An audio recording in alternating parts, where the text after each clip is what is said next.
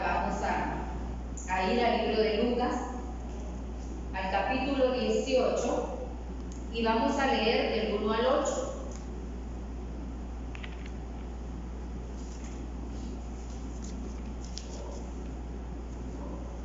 Bendecimos a Dios por su palabra, ¿verdad? Y damos toda honra, toda gloria, todo honor.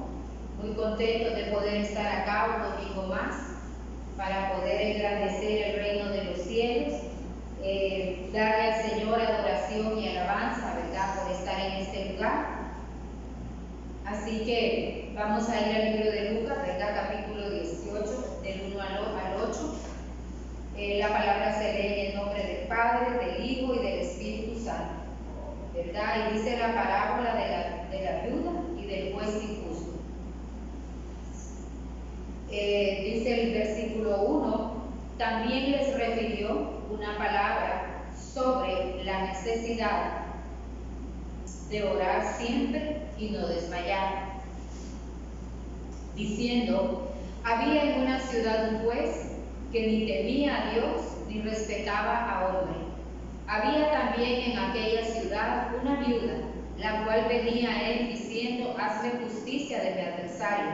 Y él no quiso por algún tiempo, pero después de esto dijo dentro de sí, aunque ni temo a Dios, ni tengo respeto a hombre, sin embargo, porque esta viuda me es molesta, le haré justicia. No sea que viniendo de continuo me agote la paciencia. Y dijo el Señor, oíd lo que dijo el juez injusto. ¿Y acaso Dios no hará justicia a sus escogidos que claman a él día y noche? ¿Se tardará en responderles? Os digo que pronto les hará justicia, pero cuando venga el Hijo del Hombre, hallará fe en la tierra. Me llama en realidad, ¿verdad?, este pasaje de la palabra, sé que todos lo conocemos, pero esta parábola, ¿verdad?, que escribió Jesús es después, ¿verdad?, o es posterior a la parábola anterior en el versículo 17, solo para referencia, ¿verdad?, cuando la Biblia habla acerca de la venida del reino de Dios. Imagínense los tiempos de Lucas, ya Jesucristo hablando de la venida del reino de Dios, se imagina ahora. Desde aquel entonces Lucas hablando del reino de Dios, se imagina cuánto faltará en este tiempo.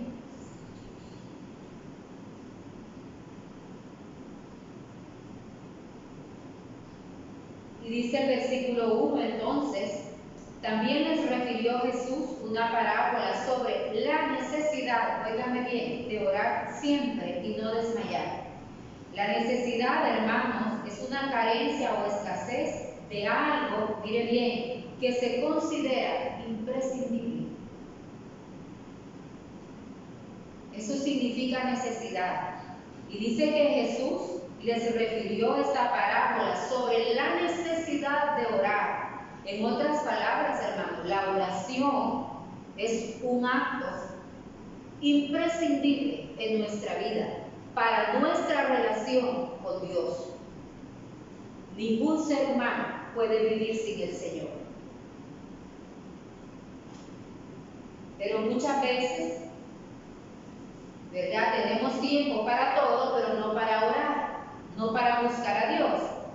Y luego miraba en la parte explicativa de esta Biblia y dice que la oración, mire bien, proporciona aliento y protección contra el desaliento mientras se demora el retorno a Cristo, ¿verdad? Eso significa en realidad, o eso es lo que la Biblia contempla acerca de la oración.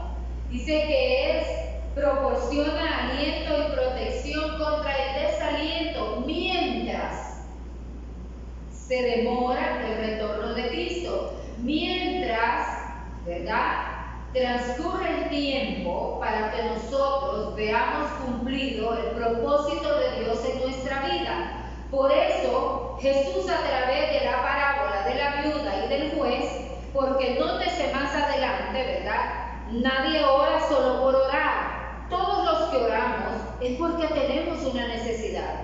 Necesidad de una cosa, necesidad de otra cosa, necesidad, pero la necesidad mayor, hermanos, es tener a Dios en nuestra vida. Esa es la necesidad en realidad imprescindible, como dice en realidad el concepto de lo que es necesidad bíblicamente hablando.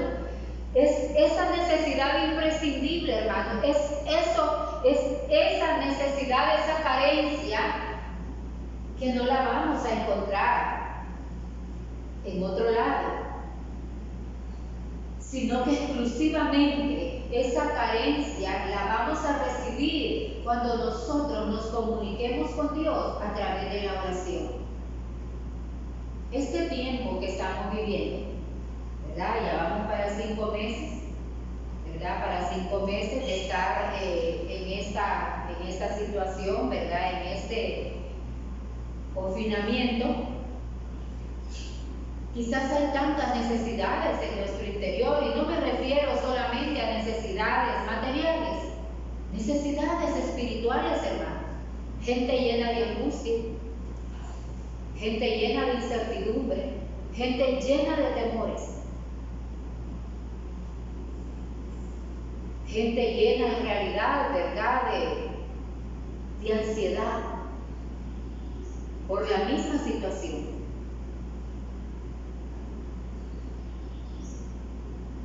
Pero desde antes de este tiempo, hermanos, Dios ya nos había hablado. Un montón de veces hablamos que el justo por su fe vivirá. Eso dice la palabra, que el justo por su fe vivirá. Eso es lo que dice la Escritura. Porque nada ocurre, hermanos, sin que Dios lo permita. Pero para poder nosotros llenar, recibir, saciar esa necesidad, sea cual sea la necesidad que tengamos, solamente a través de la oración y de la búsqueda podemos en realidad recibir lo que nosotros necesitamos. Porque todos tenemos en realidad una carencia. Unos por una cosa, otros por otra cosa, otros por otra cosa. Pero como dice la palabra, desde antes que pidamos, Dios ya sabe de que tenemos necesidad. Pero la oración es el vínculo, es el medio por el cual nosotros podemos llegar a Dios. Y mire bien que la oración que Jesús en realidad, ¿verdad?, refirió en este pasaje, no es una oración en realidad superflua. Es una oración en primer lugar, hermanos, constante, porque dice la necesidad de orar siempre. Eso significa que para que nosotros, ¿verdad?, podamos ser saciados de esa necesidad que llevamos cada uno en su interior, no es una oración de 5 minutos, de 10 minutos. Es orar siempre. Y no es que todo el día va a estar metido en el templo, todo el día va a estar de rodillas. Pero hermano, cualquiera que sea la actividad que desarrollemos, podemos orar. En nuestra mente y en nuestro corazón podemos hacerlo. Así como perdemos a veces tiempo viendo cosas vanas o escuchando conversaciones que no nos edifican, mejor oremos. Mejor comuniquémonos con Él, para que entonces esa necesidad que nosotros tengamos reciba respuesta. Porque dice entonces esta parte de la palabra, orar siempre, mire bien, y no desmayar. Porque el tiempo de espera, hermanos, sin oración, lo que trae o lo que produce en nosotros es desaliento, desánimo. No, ya Dios no me va a responder. No, ya Dios, no, yo ya miro que el tiempo pasa y no ocurre nada. Claro que va a ocurrir, pero necesitamos, hermano, intensificar el tiempo de búsqueda para con Dios. el tiempo de relación para con Dios, el tiempo de plática para con Dios, el tiempo en realidad de conversación para con Dios. Tenemos que intensificar ese tiempo, hermanos, porque la Biblia lo dice acá. Dice que esta mujer, ¿verdad?, existía en algún lugar, pero que también existía un juez que ni temía a Dios, mire bien, ni tenía afecto por el hombre. En otras palabras, huyente, impávido, insensible, se imagina ir sin orar y presentarse ante esas personas como nada, como nada. Y no es verdad que el juez se conmovió por ella, no, porque la Biblia no habla de eso. Pero sí vio la insistencia de esta mujer y el temor de él era perder la dulzura de su temperamento, de verla ir todos los días por lo mismo. Porque lo dice claramente más adelante: ni temo a Dios, ni tengo respeto por el hombre. Eso significa, hermanos, que la oración quiebra piedras. La oración, sea cual sea la dureza, el impedimento, el obstáculo, va a traer respuesta a nuestra vida. Porque Jesús mismo fue el que refirió esta palabra. Él mismo, Lucas dice que Él fue el que dijo esto. Aquí lo dice. También le refirió Jesús una parábola sobre la necesidad de orar siempre, mire bien, y no desmayar.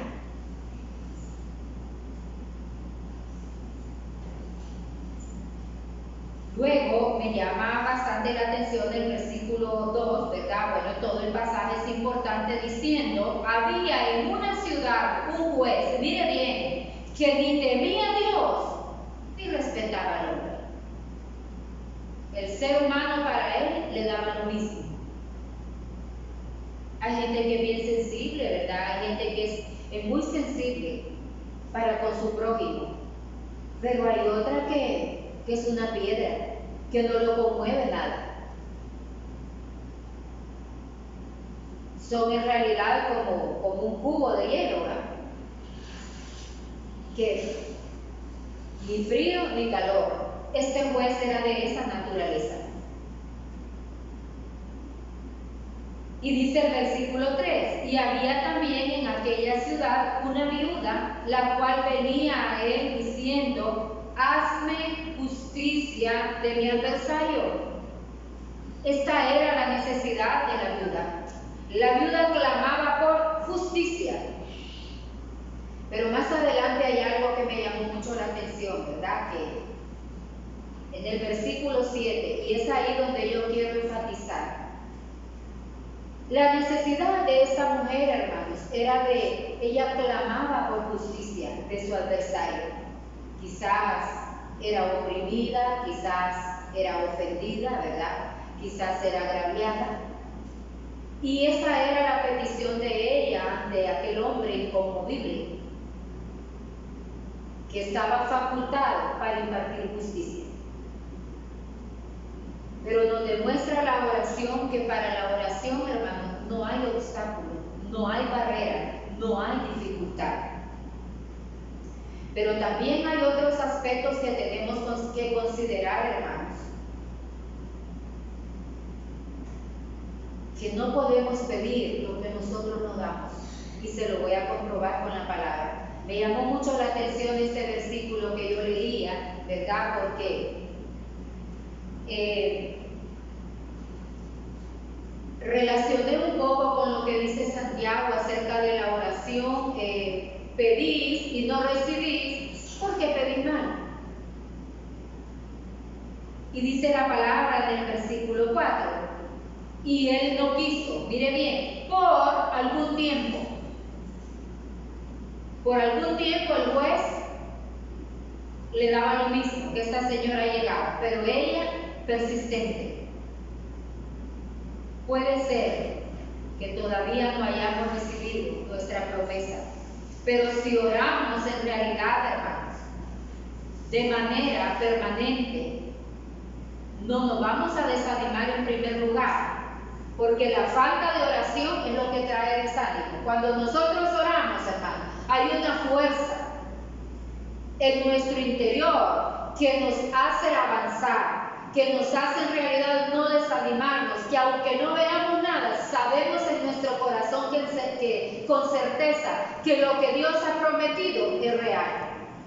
Dios da testimonio a través de la oración en nuestro corazón que la meta que perseguimos la vamos a alcanzar.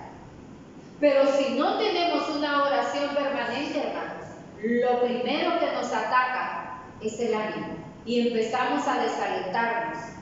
Si esta mujer, yendo todos los días, por algún tiempo no recibió respuesta del juez,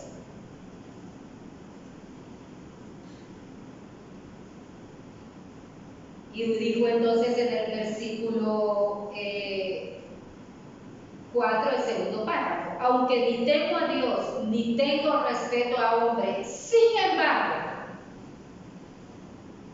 porque esta viuda me es molesta, le haré justicia, no sea que viniendo de continuo le agotara la paciencia.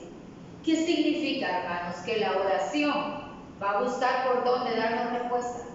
La oración va a ir específicamente al obstáculo al cual nosotros estamos enfrentando. Mire ese hombre, ni temía a Dios, o sea, ni tenía respeto por las personas. Pero cuando vio a la viuda que llegaba de continuo, le molestó. Dice que antes y quiso evitar perder la paciencia.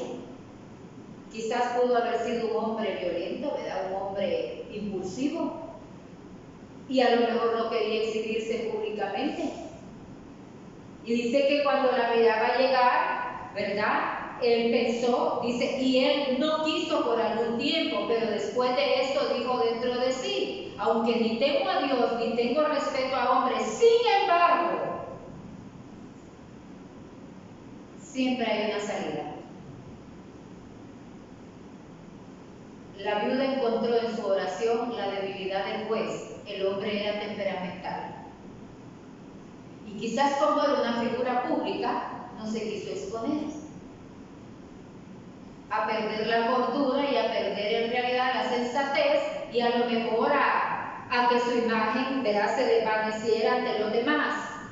Quizás a sola razón, esta señora todos los días viene, yo ya no la quiero ver porque es la misma petición, pero para que no me colgue la paciencia, mire bien, sin embargo, porque esta se refería a ella exclusivamente, viuda, me es molesta, le haré justicia, no sea que viniendo de continuo, mire bien, me agote la paciencia. Eso fue lo que hizo al juez. No que temía a Dios, ni que tenía respeto por ella, pero la insistencia de ella, y esa debe de ser la actitud de la oración, hermanos.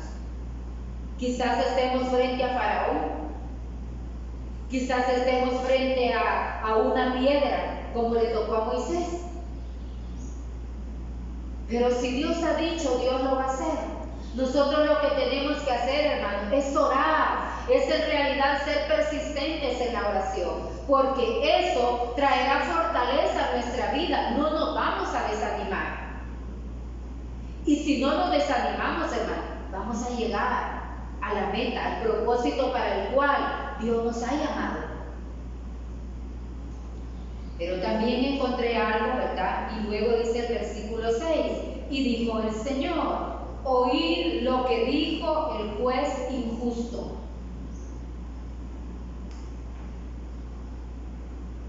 Y dice el versículo 7, ¿y acaso Dios, mire bien, y hace esta interrogante, y esto lo dijo Jesús, ¿y acaso Dios no hará justicia? Pero mire bien primero, ¿a quién? A sus escogidos, que claman a Él de día y de noche. Y me llamaba mucho la atención, hermanos, porque la necesidad de la viuda era que le hicieran justicia. El versículo 7 también vuelve a enfatizar, ¿y acaso Dios no hará justicia? Pero mire a quién, a sus escogidos. ¿Qué dice otra parte de la palabra? Muchos son los llamados, pero los escogidos, pocos.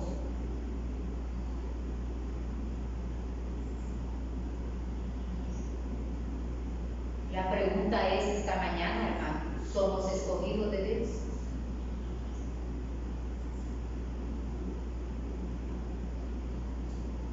Una vez yo leí acerca de los llamados y de los escogidos porque no tenía así como muy clara la conceptualización. Dios nos llama, hermanos, pero a veces no queremos. Entonces, es ahí donde nosotros perdemos de ser escogidos de Dios.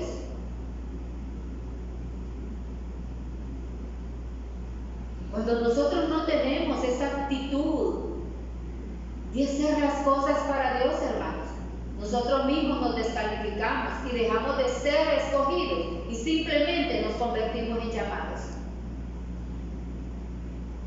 Esta justicia de la cual Jesús hablaba para la viuda, mire la pregunta, ¿acaso no podrá Dios hacer justicia a sus escogidos?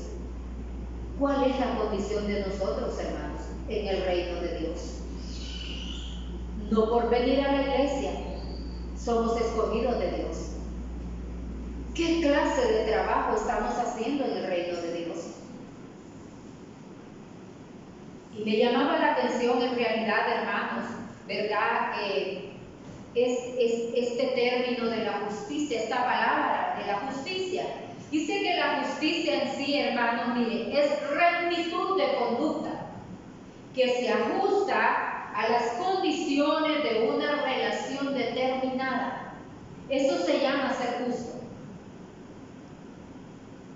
Rectitud de conducta que debe de ajustarse a las condiciones de una relación determinada. Si no estamos cumpliendo, hermanos, con lo que está escrito en la palabra, no somos justos delante de Dios, porque nuestra relación es con Él. No somos justos delante de Él. En primer lugar, y luego también dice que así la justicia de Dios manifiesta, mire bien, su fidelidad consecuente consigo mismo y con sus pactos. Cuando venimos a Dios, hermanos, adquirimos en realidad una responsabilidad porque hemos contractuado con Él. Conocemos la palabra y debemos vivir conforme a ella, porque ese es el pacto de la reconciliación. Dejar la vida antigua para adquirir en realidad una vida nueva, una vida en realidad no guiada por nosotros mismos, porque no podemos vivir como mucha gente dice, yo hago con mi vida como yo quiero. No puede vivir como quiere. Si su vida y la mía le pertenece a Dios, Él nos dio vida. Pero no para que vivamos una vida sin propósito, sin proyectos, una vida loca, sino una vida en realidad, hermanos, consagrada a Dios. Ese es el pacto. La reconciliación, eso es el pacto, ¿verdad? Me acojo a este nuevo modelo de vida conforme a lo que está escrito en la palabra y dejo mi vida antigua. Eso es ser justo delante de Dios. Eso es ser justo delante del Señor. Vivir una vida conforme a los preceptos de Dios. Y me llama la atención porque dice, ¿y acaso no hará Dios justicia a sus escogidos, que claman a Él de día y noche. Y aquí este versículo vuelve a ratificar, hermanos, que la oración que produce efecto es esa oración persistente. De día y de noche, a los justos, a sus escogidos que claman de día y de noche. También me llamaba la atención, hermanos, ¿verdad? A la luz de la Biblia, encontré también otro concepto de lo que significa escogidos. Y dice que el ser escogido, hermanos, denota, ¿verdad? O significa también tomado con preferencia, mire bien, con preferencia entre dos o más personas. Eso significa ser un escogido. Ser tomado con preferencia entre dos o más personas. En otras palabras, hermanos, nuestra actitud es lo que hace la diferencia para con Dios.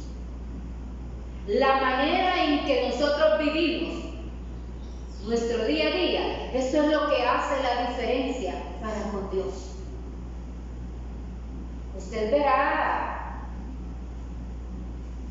la calle llena de personas, pero no todos son escogidos de Dios, hermanos, porque no todo el mundo se afana en corregir sus pasos. De hecho, hay gente que le molesta más bien que le digan que se corrijan.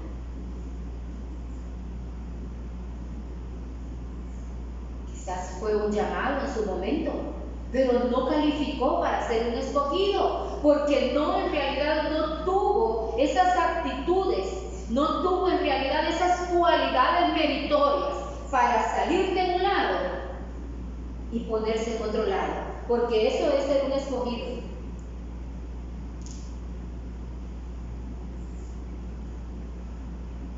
Tomado, dice, con preferencia entre dos o más personas. Y en términos teológicos dice que el objeto de la misericordia a favor divina, como apartado para, mire bien, apartado para la vida eterna. Y si el fin de nosotros, la meta de nosotros es la vida eterna, no podemos vivir en el pecado, hermanos. Eso es ser un escogido.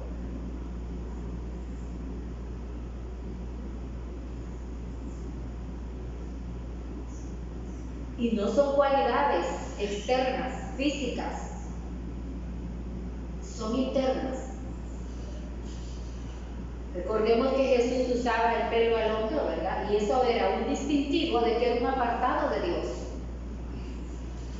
Y hoy está a la diestra de Dios Padre. Recordemos a Sansón, también hizo voto nazareo. Pero ¿qué pasó en realidad, verdad? Y Sansón una fuerza, pero como la de Hulk, una fuerza increíble. Pero ahora mi pregunta es, ¿verdad? Y la gente no sabía de dónde venía la fuerza de Sansón. No era por el pelo. El pelo solamente era un distintivo externo de que él era un apartado para Dios.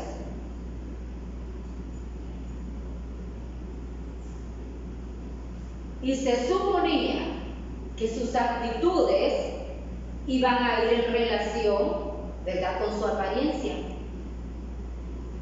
Pero cuando en primer lugar agarró una mujer filistea, que era Dalila, ya desde ahí el hombre se fue saliendo del propósito.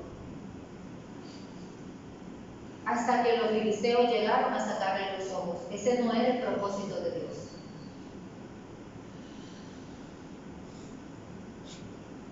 Entonces el ser escogido, hermano, no es cualquier cosa, es ser privilegiado. Pero me llama la atención en esta parábola de la viuda, hermanos, ¿verdad? Que en primer lugar nuestra oración debe de ser persistente, pero también debemos de autoevaluarnos cuál es nuestra condición delante de Dios. ¿Y acaso Dios no hará justicia a sus escogidos que claman a Él de día y noche? Y mire bien la siguiente interrogante. ¿Se tardará en responderles? Veamos lo que dice Apocalipsis capítulo 6, versículo 10.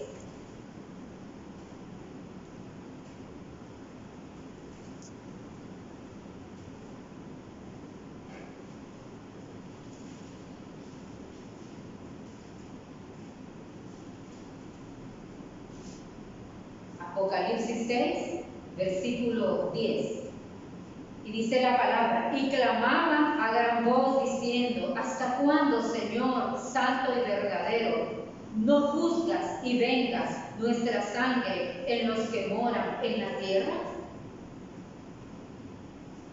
Y esto ya es en el tiempo final, hermanos, en ese tiempo venidero del cual habla la palabra, porque Apocalipsis es el libro de la revelación. Y estamos llegando a esos tiempos, hermanos.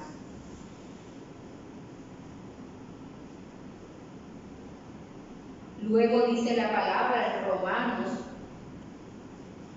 8, 33.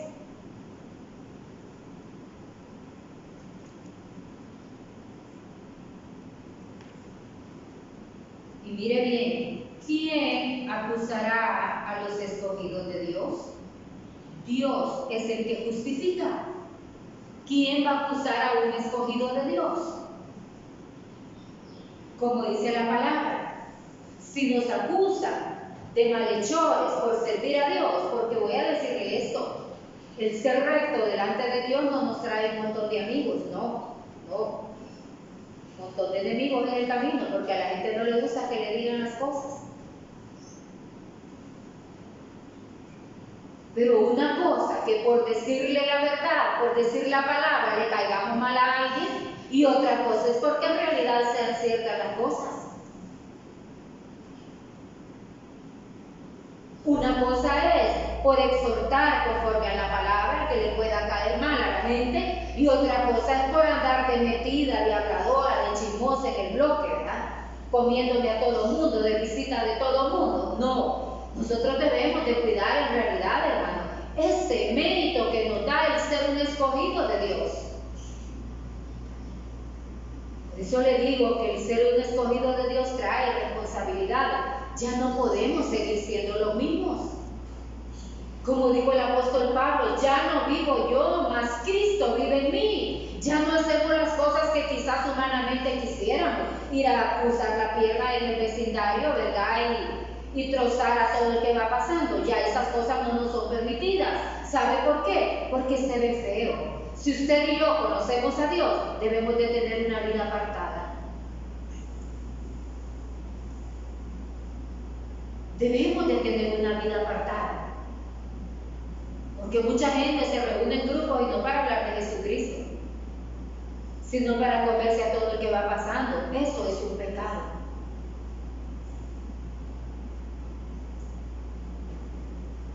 Veamos lo que dice Colosenses, capítulo 3, versículo 12.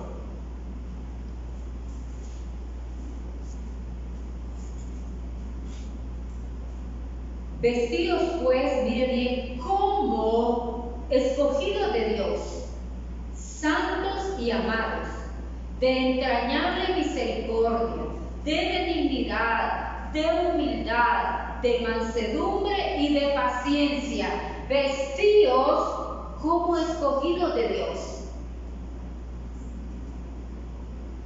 No del montón, hermanos, sino con cualidades que nos califiquen para ser en realidad un escogido por Dios. Por eso pueden haber un montón de llamados, pero dentro de todos estos llamados, cualidades para ir escogiendo.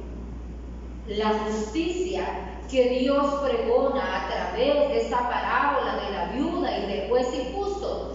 La justicia que Dios va a hacer es para ese pueblo escogido por Dios. Pero no podemos pretender, hermano, vivir una vida como queremos y que Dios está obligado a respondernos. No, a hacer justicia con nosotros. No es así. Esta parte me llamó tanto la atención porque a veces leemos la Biblia, pero como cuando yo me leo los periódicos, que no lo veo, las ofertas y todas esas cosas, porque en realidad yo lo hago por hacer higiene, ¿verdad? Pero yo no me detengo a leer lo que remar, ofertas y promociones, y, ¿verdad? Y me alegro que sea rojo. Pero la Biblia no la podemos leer de la misma manera, hermanos. Debemos de pedirle sabiduría a Dios para que aprendamos conforme a la palabra. Porque quizás estemos clamando justicia a Dios. Pero ¿cuál es la condición de nosotros delante de Dios?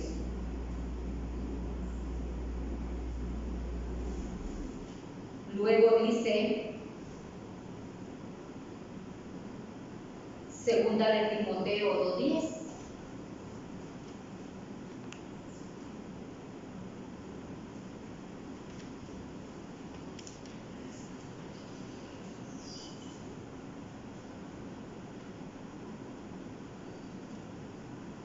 Y mire, esto se lo decía el apóstol Pablo a Timoteo: esfuérzate en la gracia, y le dice él, por tanto, todo lo soporto por amor de los escogidos, para que ellos también, mire bien, obtengan la salvación que es en Cristo Jesús, con gloria eterna.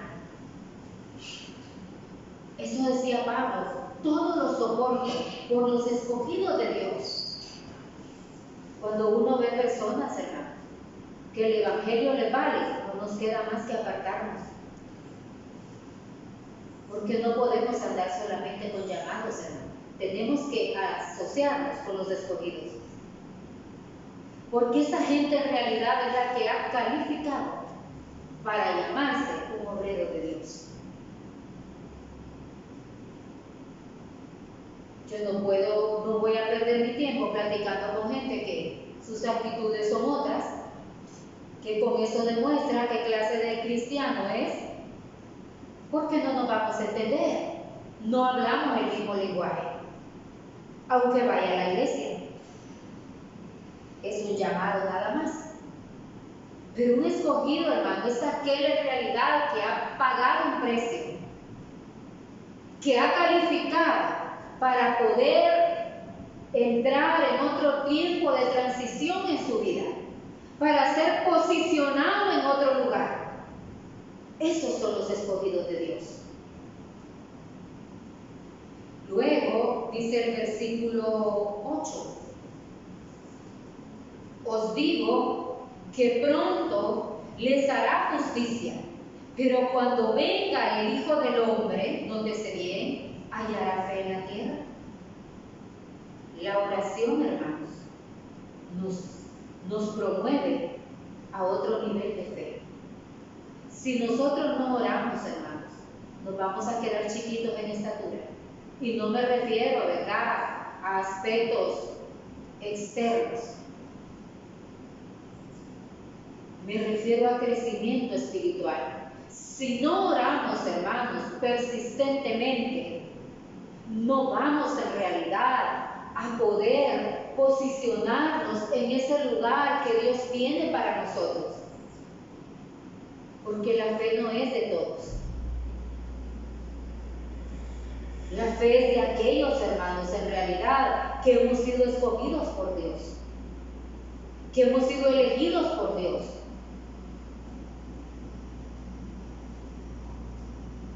Así que no veamos, ¿verdad?, esta parábola de la viuda como que Dios está obligado.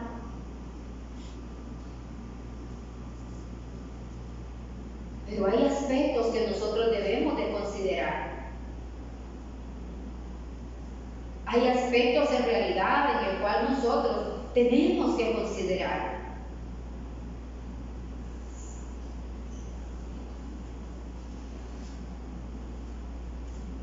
Dice que esta parábola es una historia que se basa en contrastes más que en comparaciones. La disposición de Dios para impartir justicia contrasta, mire bien, con su renuencia al juicio que solo la dispensa por desesperación ante la insistencia de la viuda. Lo que resalta aquí es el deseo y disposición de Dios. Por otro lado, nosotros no somos como la viuda, sino miembros del cuerpo de Cristo.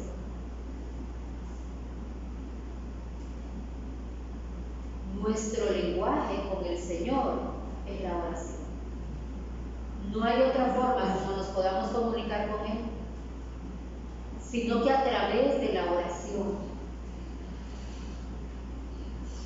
Me llamaba bastante la atención en realidad este pasaje, hermanos, porque luego el versículo 8 dice esto, ¿verdad? Os digo que pronto les hará justicia. Dice que los cristianos no se sienten abrumados, ¿verdad?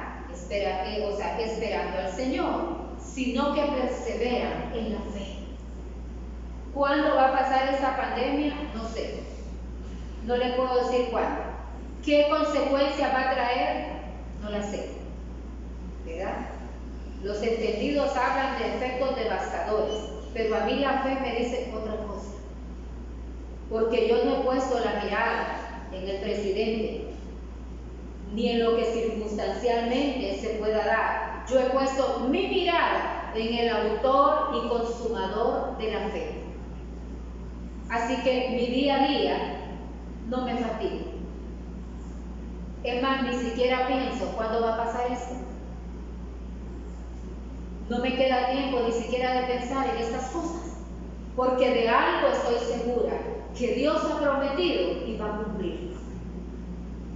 Pero para esto, hermanos, tenemos que ser persistentes en lo que hacemos. Y la misma oración, hermano, la misma oración va a ir ayudándonos a entrar en otra dimensión que nos califique a ser un escogido de Dios. Esta es la palabra que Dios me dio para compartir hoy, ¿verdad? Sobre la parábola en realidad de la viuda.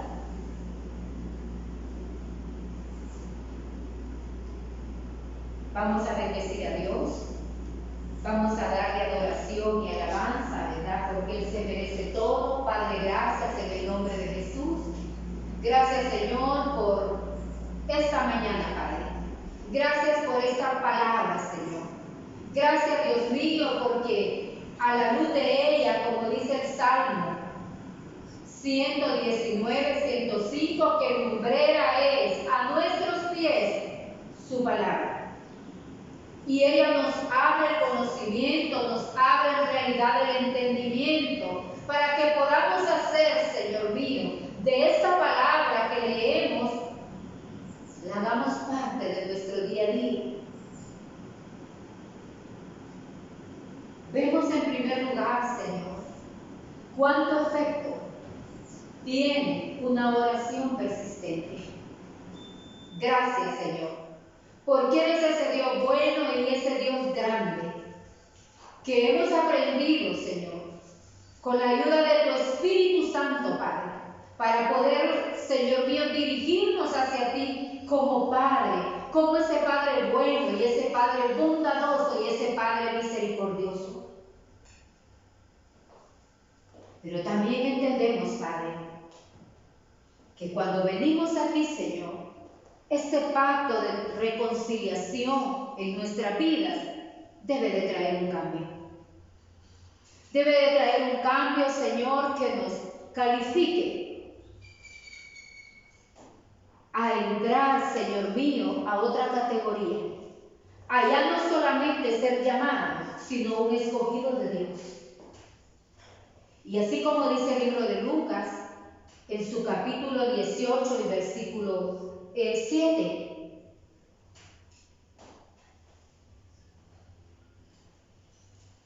que Dios hará justicia a sus escogidos. Pero también, Señor, esta palabra nos trae la reflexión: ¿somos escogidos en realidad? ¿Hemos sido apartados para Dios?